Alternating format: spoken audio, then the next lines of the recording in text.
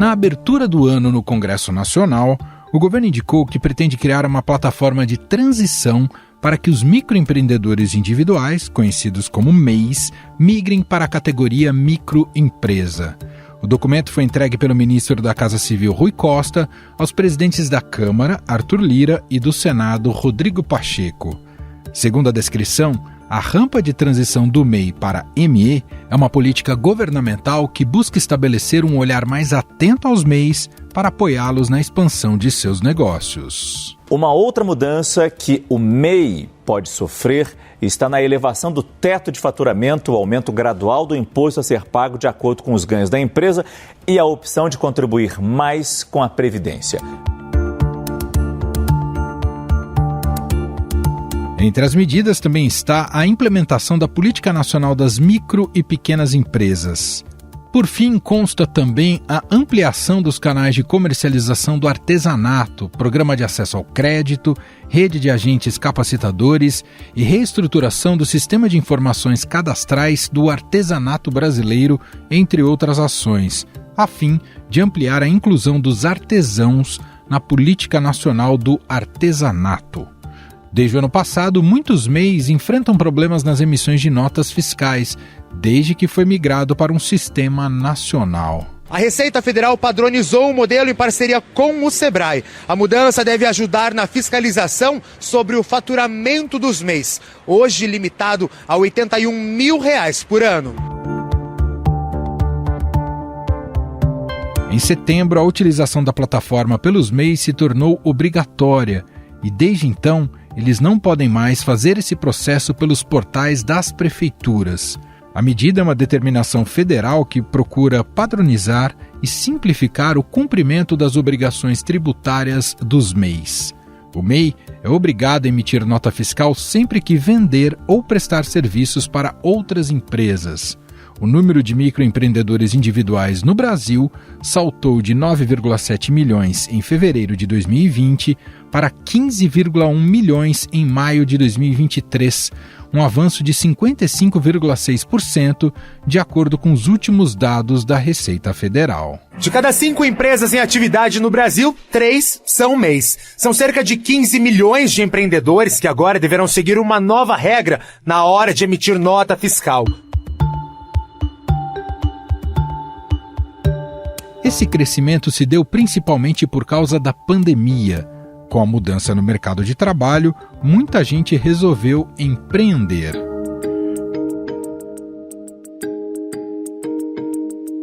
Mas ser dono do seu próprio negócio ainda é uma dificuldade no Brasil.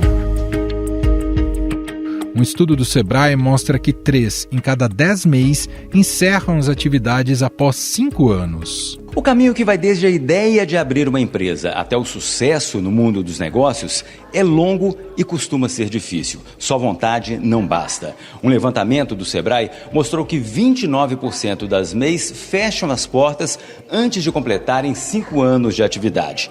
O maior obstáculo é a falta de planejamento e a melhor saída é a capacitação.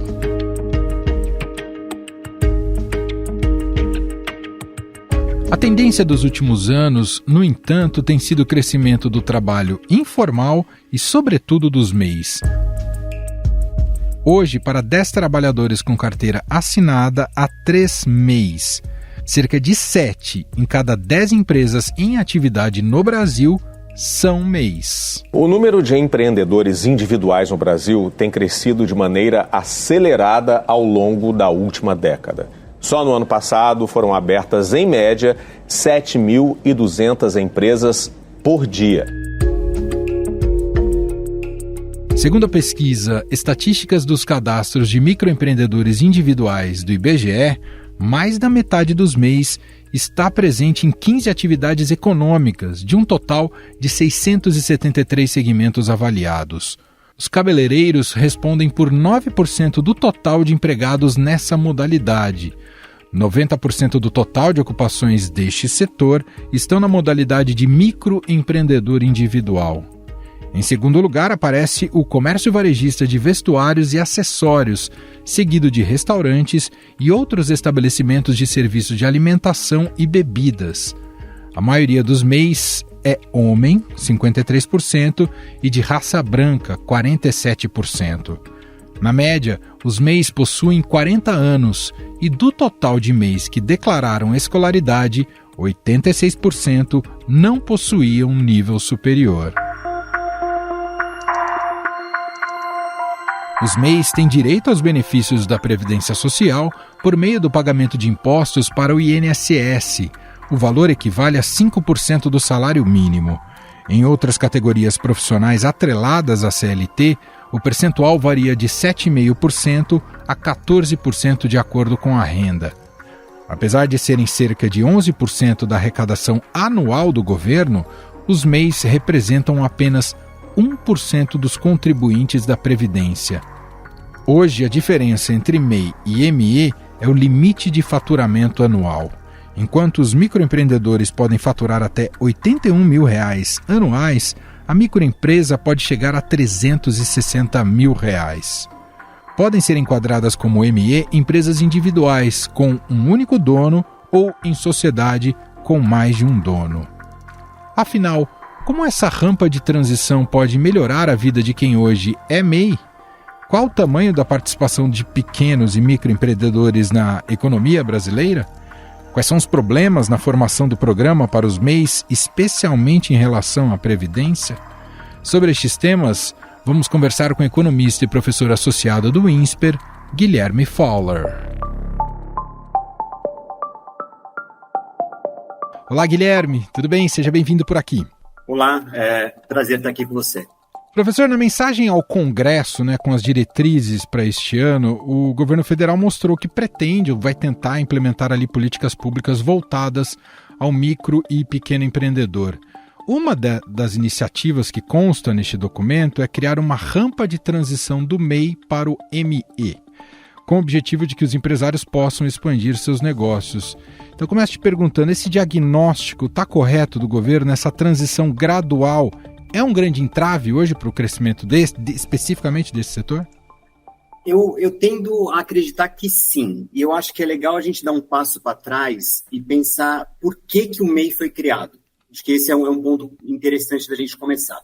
No fundo, lá em 2008, se não me engano, o MEI foi criado com o objetivo principal de retirar da informalidade aqueles empreendedores, pequenos empreendedores, e promover a inclusão deles, tanto social quanto na Previdência. Então, no fundo é isso, a gente está falando de um contingente grande de indivíduos que estavam à margem dos benefícios sociais e previdenciários. E aí você cria esse regime tributário especial, uma alíquota muito reduzida, para trazer para dentro essas pessoas dessa rede social. Para que isso aconteça, de fato, faz sentido você colocar que esse empreendedor individual, ou seja, esse pequeno empresário ou empresária, ele tem um faturamento pequeno, ele seja, de fato, aquele indivíduo que está trabalhando na sua casa, no limite. Mas você não, para que a economia cresça, você espera que esse empreendedor cresça. Afinal, é ele que vai sustentar o crescimento. Uhum. E é significativa hoje, significativo quanto esse setor contribui para a economia brasileira, quanto gera de emprego e renda e de dinheiro circulando, professor? Em geral, sim, isso é significativo, mas eu acho que vale a pena a gente contextualizar também. Essa pergunta ela tem que ser contextualizada no sentido que a gente sabe, a última estatística que a gente tem em 2021, a gente tem no Brasil 13,2 milhões de pessoas que trabalham como MEI. 70% desse total, ou seja, mais ou menos 9 milhões de MEIs, de indivíduos, estiveram no mercado formal de trabalho entre 2009 e 2021. Ou seja, isso é um dado importante, sobretudo quando a gente lembra que a gente passou por uma pandemia. Basicamente, nesse período, sobretudo mais recente, a gente teve um contingente grande de pessoas, e desse total que eu acabei de mencionar, dos 70%, 9 milhões, o IBGE nos disse que 62% deles foram desligados involuntariamente, ou seja, foram demitidos dos seus empregos e viraram MEI para ter esse número de 2021. Ou seja, a gente basicamente está falando que essas pessoas que hoje são microempreendedores individuais, uma grande porcentagem deles, são pessoas que perderam seus empregos no passado recente E eles hoje estão numa categoria que a gente chama de empreendedorismo de subsistência. Quando a gente fala de empreendedorismo, existem basicamente duas grandes categorias. O empreendedor de subsistência, que é aquele que precisa gerar renda para conseguir fechar as contas no fim do mês. E existe o empreendedor de oportunidade, que é aquele que não necessariamente empreende porque precisa, mas é porque ele vê uma oportunidade de negócio e vai atrás dela. Em geral, o empreendedorismo de oportunidade é aquele que traz as grandes inovações. Isso não é algo que está escrito na pedra, que de fato acontecerá, mas em geral é isso que acontece.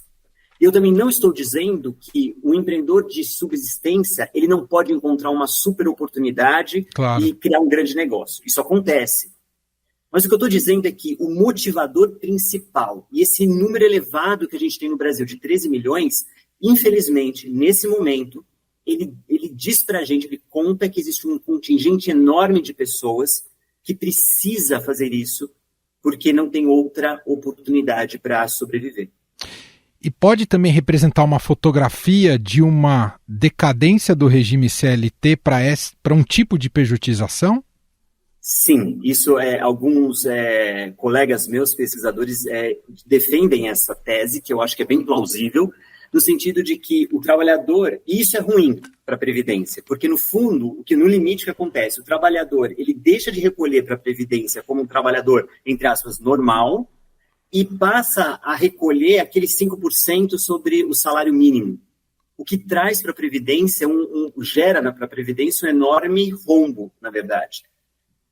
Tem um dado interessante, quando a gente vai olhar especificamente para a Previdência, que quando a gente olha para os contribuintes hoje do regime de Previdência, a gente tem um número crescente de MEIs que são contribuintes. Né? Se eu não me engano, algo como 7,8% ou 8% dos contribuintes em 2021 eram MEIs. Então, isso por si só é um dado interessante, porque no fundo, como isso foi, o regime do MEI foi criado para de fato incluir as pessoas na Previdência e nos benefícios sociais, o governo ele meio que fez um subsídio para que isso acontecesse. Então, o MEI, ele paga menos, 5% do salário mínimo, mas se a gente olha para os benefícios que ele pode ter ao longo da vida dele como empreendedor, através da Previdência, esses benefícios, o valor desses benefícios é maior do que ele vai pagar para a Previdência. Obviamente, isso quer dizer que o governo está subsidiando isso, né, em prol de uma política social de inclusão dessas pessoas na economia formal. Tudo bem, assim, do ponto de vista econômico, existe uma lógica. O problema é que você tem um número crescente de contribuintes que são MEI. Isso volta para o nosso ponto anterior, que a gente está olhando que as pessoas de fato estão precisando virar MEI, seja porque são pressionadas por seus patrões ou porque estão perdendo emprego. Só que a taxa de inadimplência previdenciária dessas empresas, microempreendedores individuais, também é elevada. Você está dizendo que a gente tem uma espécie de bomba relógio que se em algum momento não tiver um freio de arrumação, isso daí vai estourar, seja nas contas públicas ou seja cancelar, porque é muito recente o MEI, né? Daqui a pouco vão começar a pedir as aposentadorias do MEI, não é isso, Brusa? Exatamente, e assim, eu acho que isso é só mais um dos componentes da bomba relógio da Previdência no Brasil. Acho que é difícil dizer que esse tem outras bombas instaladas, né? Tem outras, né? Outros pavios ali que vão ser acesos, mas de fato esse é um deles. Entendi. Não sei se está certo a conclusão, mas o que o senhor está nos dizendo é que apesar da formalização dessas pessoas, desse contingente de MEIs, e até por esse dado da dificuldade de estar em dia com o pagamento previdenciário, é quase como se a gente tivesse um mercado formalizado, mas deteriorado, é isso, professor? Eu diria que é um mercado, ou a gente pode pensar que é um mercado formal que está se precarizando. E isso é um fenômeno que ele tem um componente que não é brasileiro. Eu acho que isso está acontecendo em várias partes do mundo. A gente tem outros países que estão tentando lidar com isso. E a gente pode trazer toda aquela polêmica sobre aqueles que trabalham como entregadores em aplicativos ou motoristas, e toda aquela discussão, né, se é funcionário ou não é. No fundo, essa conversa que a gente está tendo aqui, ela tangencia toda essa discussão. E essa discussão não é uma discussão brasileira. Ela é uma discussão que hoje vários países do mundo se perguntam como é que essas novas relações de trabalho vão se dar, como é que essas relações contratuais vão se dar, e, por outro lado, como é que essas novas relações de trabalho podem ser estruturadas dentro dessa rede social, de amparo social que os países têm. Isso é um grande debate hoje em dia. Voltando para a rampa, com a proposta da rampa gradual do governo. Então, no fundo, é uma proposta que tende a privilegiar, digamos, a elite, né? Mas quem está mais bem sucedido dentro do regime do MEI, porque está eventualmente estourando o teto do que pode arrecadar dentro de um ano, professor? Sim, elite no sentido de desempenho, né? Isso está dizendo. Sim, e faz sentido que seja, né? Porque, repare, essa que você chamou de elite do mês são aqueles empreendedores e empreendedoras que, de fato, estão crescendo e conseguindo faturar mais do que hoje, R$81 mil por ano. Então, assim, no fundo, dizendo o seguinte, olha, vocês precisam continuar crescendo, isso é bom para vocês, só que agora a gente vai ter que fazer aqui uma arrumação dentro dessa estrutura tributária que você está inserido. O grande problema desse discurso do governo é que, de certa forma, o sistema tributário no Brasil, por mais que a gente tenha tido a reforma tributária agora recente, ele ainda não se concretizou. Então, a gente sabe que o regime tributário no Brasil ele é extremamente complexo, ele é extremamente difícil, né? E, inclusive, um dos benefícios de se ser MEI é o fato de que você não precisa ter, por exemplo, um contador. Sim. Claro que você pode ter, mas no limite você consegue operar sem a necessidade de um contador. O que nas outras categorias não acontece. Então, aqui existe um dilema, de certa forma, que o empreendedor e a empreendedora se deparam, que é o seguinte, olha, eu vou crescer acima do teto, do limite do MEI, isso é bom para mim, mas isso gera um conjunto de custos adicionais que eu não tenho hoje. E aí, no limite, se o custo tributário, ou em termo mais técnico, o custo de transação de ser uma empresa maior é muito elevado, o empreendedor ele prefere ficar menor e continuar tocando a vida dele. Tanto que a gente vê, são dados interessantes que mostram que no Brasil o volume de pequenas empresas é proporcionalmente muito maior do que nos outros países. Exatamente não por conta do MEI, mas por conta do Simples. Que o Simples ele é um regime tributário que, no fundo, ele diz o seguinte, olha, no limite, eu não quero crescer muito. Eu não quero sair desse regime simplificado. Eu não estou dizendo que o MEI necessariamente vai gerar isso, mas ele traz esse componente para a equação de crescimento do empreendedor e da empreendedora, mesmo que eles não sentem e coloquem no papel.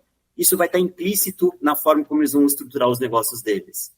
Bom, um dos benefícios centrais do MEI é ganhar um CNPJ. E aí, como CNPJ, em tese, tem acesso a crédito no mercado.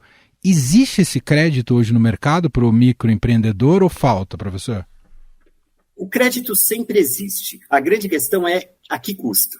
Então, no fundo, hoje a gente vê um crédito no Brasil que é caro, elevado. Não que ele tenha sido muito barato no passado. A gente está numa trajetória de queda da taxa de juros básica da economia, mas a gente está numa conjuntura, né, e a gente veio aí de um ano em que você teve grandes casos de empresas grandes que ficaram inadimplentes. Isso gera o que a gente chama em economia de um efeito de segunda ordem, que é o seguinte, encarece o crédito para todo mundo. Então, o que eu estou tentando dizer é o seguinte, eventualmente, o crédito não falta, mas ele nunca foi barato no Brasil e não estou dizendo que necessariamente agora ele está barato. Quer dizer, o governo, se quiser privilegiar esse segmento, vai precisar pensar numa maneira de dar crédito sem que eles tenham um custo elevado. Isso seria uma política pública, não sei se saudável para a economia, mas seria uma política pública que poderia favorecer esse segmento da economia. Sim, e aí a gente começa a entrar num outro tipo de discussão que é absurdamente importante, que é o seguinte, olha, o nosso orçamento é limitado. O orçamento da família é limitado, o orçamento do governo é limitado. E aí, onde nós vamos querer investir esse orçamento? Se eu tiver um conjunto de MEIs que está dentro de uma estrutura institucional tributária que não incentiva eles a crescerem, esse crédito, ele não necessariamente será uma boa escolha de política pública. Agora, se eu de fato conseguir criar uma rampa de transição que faça sentido dentro de um contexto maior, de uma reforma tributária, que desburocratize todo o processo empresarial no Brasil, aí sim o crédito ele faz mais sentido. Porque sim, aí eu vou acelerar e eu vou querer que as empresas de fato usem muito essa rampa. Idealmente, para que o Brasil cresça, eu não gostaria que muitas empresas ficassem como MEI muito tempo. Isso pode ser um sinal de que, no fundo, a economia está pouco produtiva. Perfeito.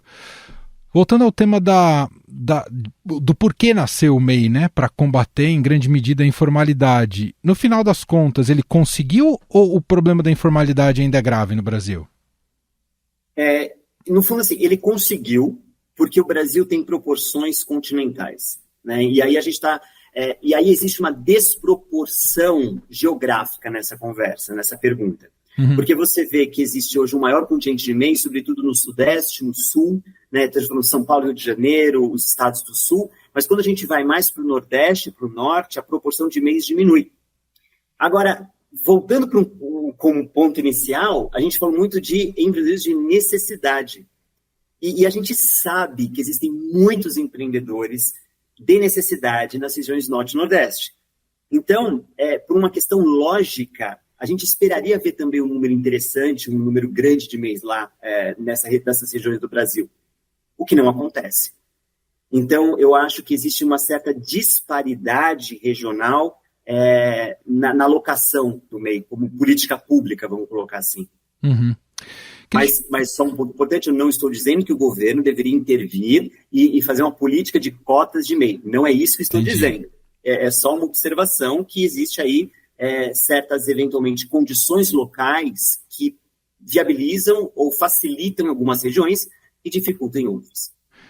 Queria terminar te fazendo uma pergunta, não sei se ela é um tanto abstrata, não sou economista, mas, inclusive durante a pandemia, houve muito uma motivação, né, e até uma campanha para que as pessoas consumissem dos pequenos, né? Se falava muito sobre isso. Idealmente, há uma proporção necessária, adequada entre empresas grandes e pequenas dentro de uma economia? Existe algum cenário ideal? Ou o que você poderia dizer sobre esse equilíbrio ou desequilíbrio que muitas vezes pode haver?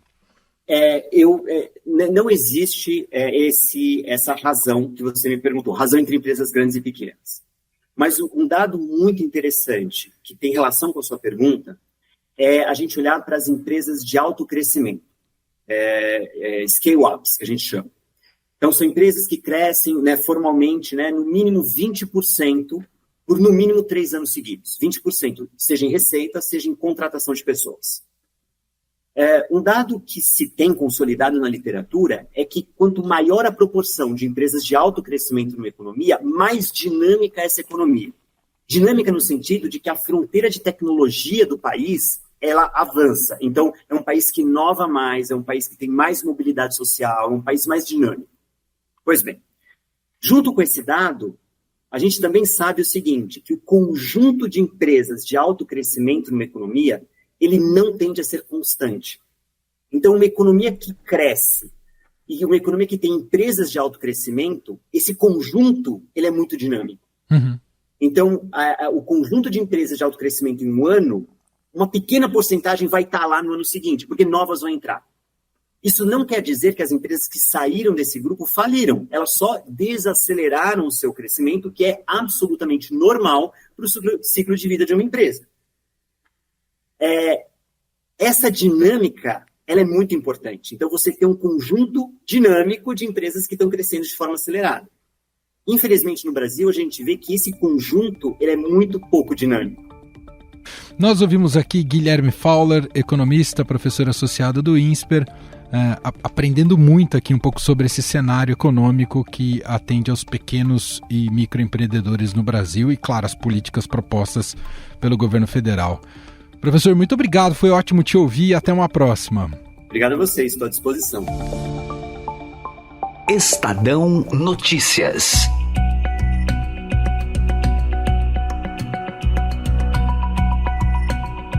E este foi o Estadão Notícias de hoje, quarta-feira, 14 de fevereiro de 2024. A apresentação foi minha, Emanuel Bonfim. Na produção, edição e roteiro, Gustavo Lopes, Jefferson Perleberg e Gabriela Forte. A montagem é de Moacir Biasi. E o nosso e-mail é podcast@estadão.com. Um abraço para você e até mais.